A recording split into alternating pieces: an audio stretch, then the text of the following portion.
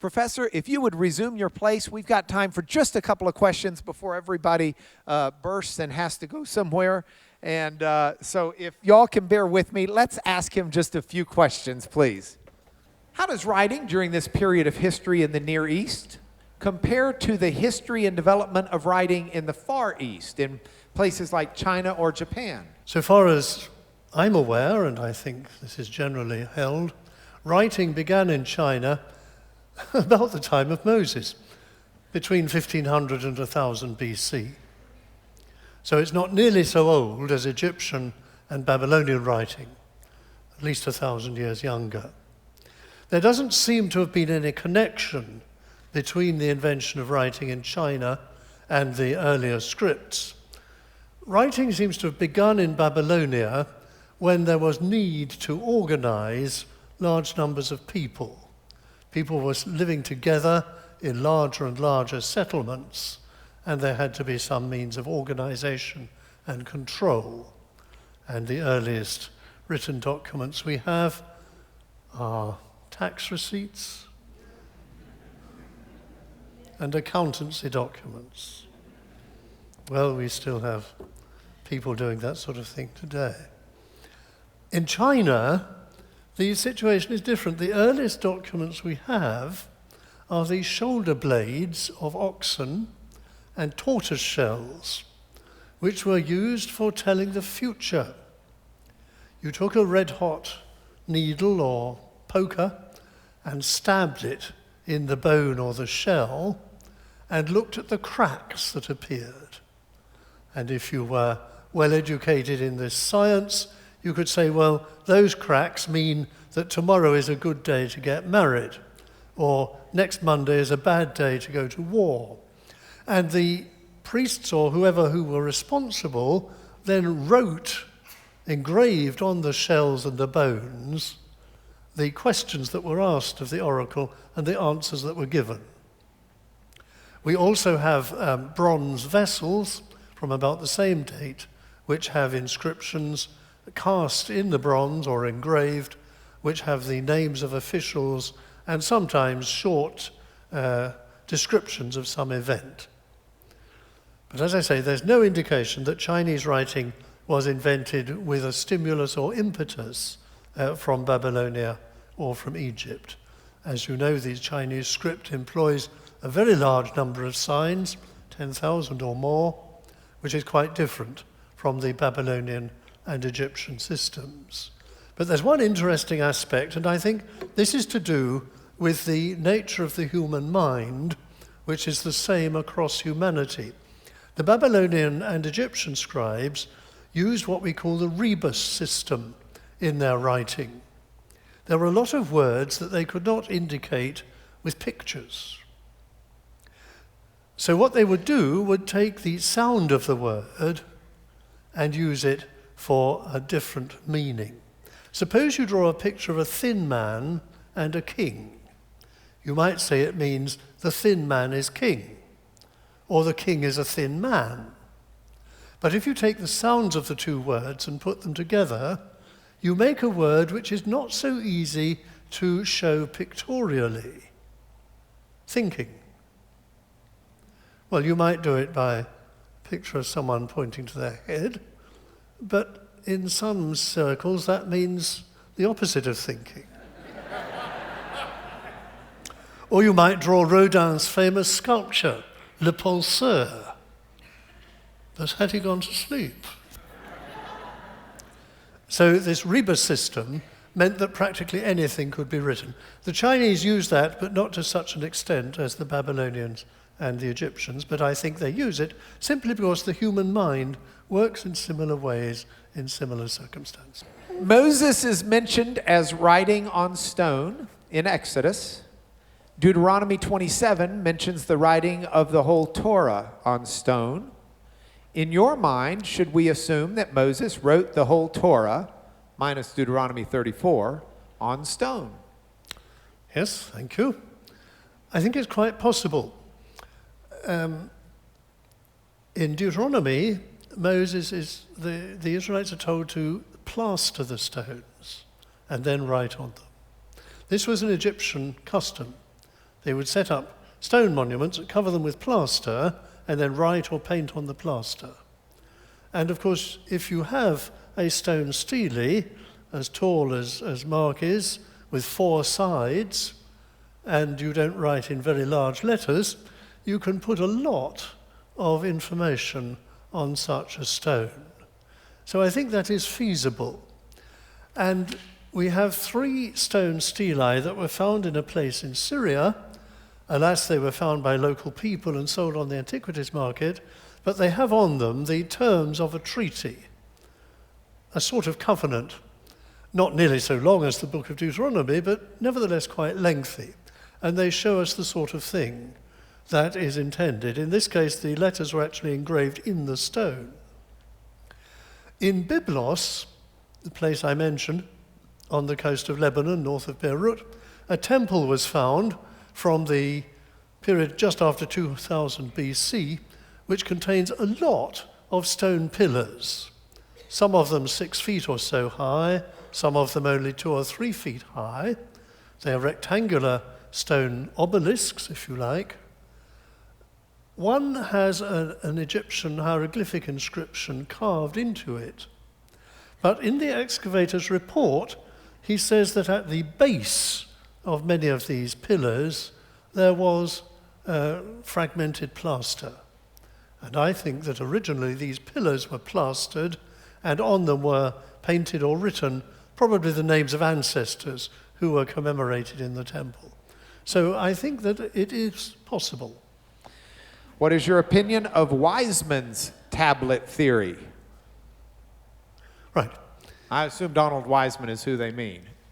Air Commodore P.J. Wiseman was a British Air Force officer, actually an accountant, who was one of the first accountants to keep records for the Royal Air Force at the end of the First World War.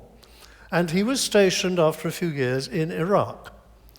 And while he was in Iraq, being a Bible student, he visited Ur, where Abraham came from, according to the book of Genesis, which was then being excavated by Sir Leonard Woolley. And he became very interested in the Babylonian cuneiform tablets and other Babylonian objects, and he acquired some. And he noticed that some of the tablets have at the end of them what we call a colophon, the equivalent of a title page, but the Babylonians put it at the end rather than the beginning. And he thought about this, and he saw in the book of Genesis these several phrases that say, this is the book of the generations of. And he argued that these operated as colophons ending a section rather than, as most of our Bibles organize it, beginning a section. So that what followed was the new book, what was before that phrase was what it referred to. His son, Professor Donald Wiseman, who was my great friend and mentor, who actually conducted our wedding service, continued to support his father's views, but quite strong views have been expressed against them, and I don't believe that those phrases are in fact colophons as he thought. But the value of his investigation, and he was only an amateur, but that doesn't mean it's any less valuable, the value of his investigation lay in the use he made of ancient Near Eastern documents to try to illuminate the biblical text. In other words, he was using material from the same sort of world as the Hebrew Bible. I will tell you this. Professor Millard has given me an outstanding invitation that one of you one day we're going to want to take up. You're going to want his email address. He said, Mark, if you ever want to come to the British Museum, I'll take you on a tour. And can you imagine going on a tour with a guy who could translate everything you're seeing? He's already pointed out to me our cuneiform tablet is upside down in the library.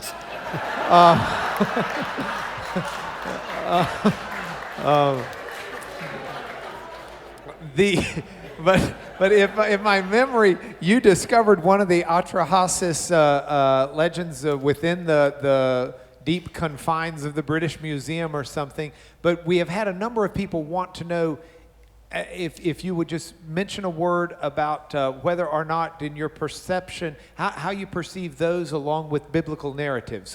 What relationship, if any? Babylonians had a very strong tradition that early in the history of their land there had been a catastrophic flood which wiped out most of the settlements and people living there.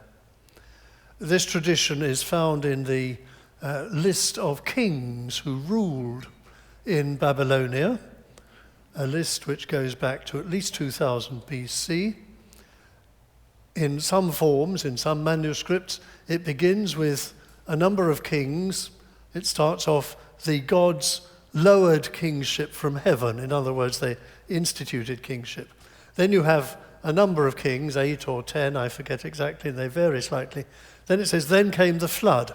And there's a line drawn across the most famous manuscript. After the flood, the gods reinstituted kingship. The kings who ruled before the flood ruled for inordinate lengths of times, tens of thousands of years.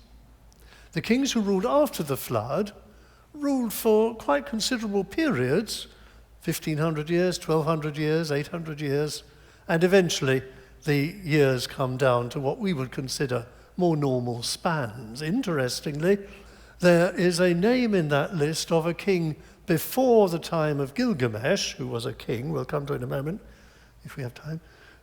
There is a king who is given a reign of, I think, about 800 years, who is actually known from 2 contemporary inscriptions. He was a real person.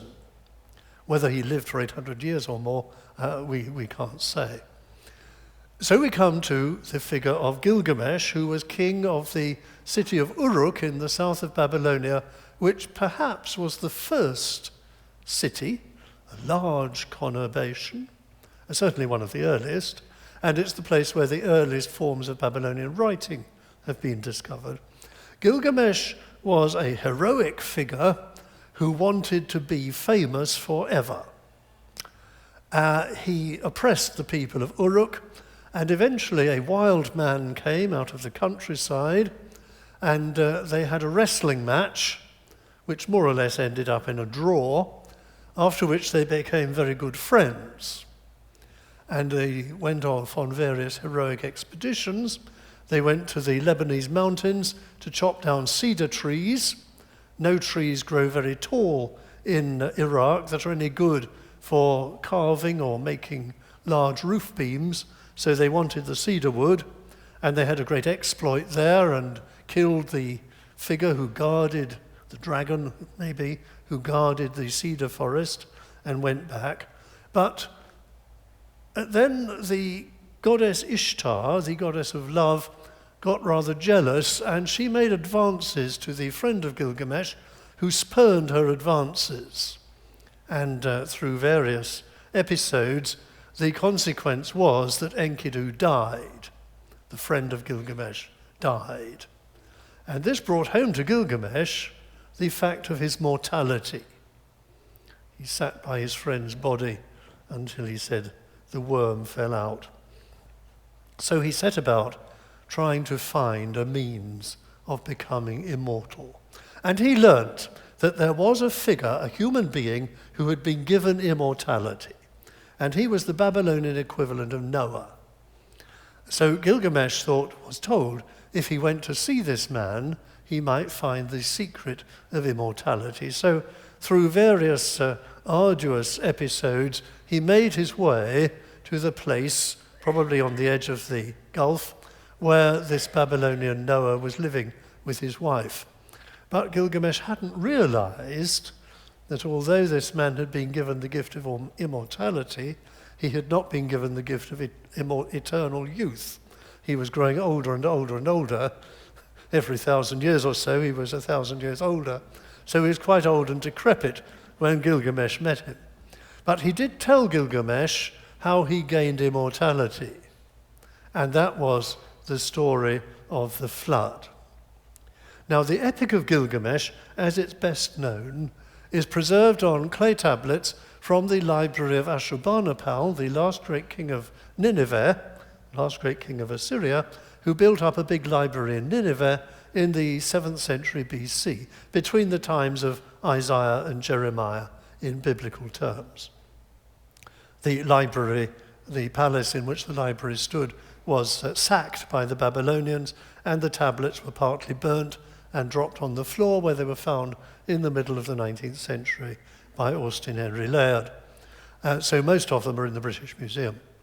And in this series of tablets, 12 tablets, we have the Epic of Gilgamesh, and on the 11th tablet is the story of the flood.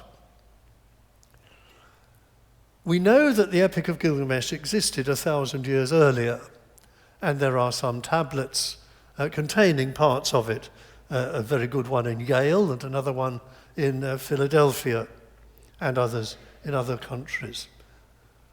But they do not contain the account of the flood. And there's a debate as to whether it originally was in this story from the 17th, 18th centuries BC or was added later. I think it was there, but that's a different matter. However, we have another Babylonian story, which we call the Epic of Atrahasis, because the hero was a figure, perhaps a king, called in this poem Atrahasis, which means something like exceedingly wise. And when, as a young graduate, I worked at the British Museum, I was instructed to look through the drawers containing cuneiform tablets, there are about 120,000 of those tablets in the British Museum, to pick out a certain type. And as I did so, I came across two unusually large tablets, each one slightly larger than the size of this hymn book, but broken, not complete. And I looked to see what they were, and these are two tablets of this Epic of Atrahasis.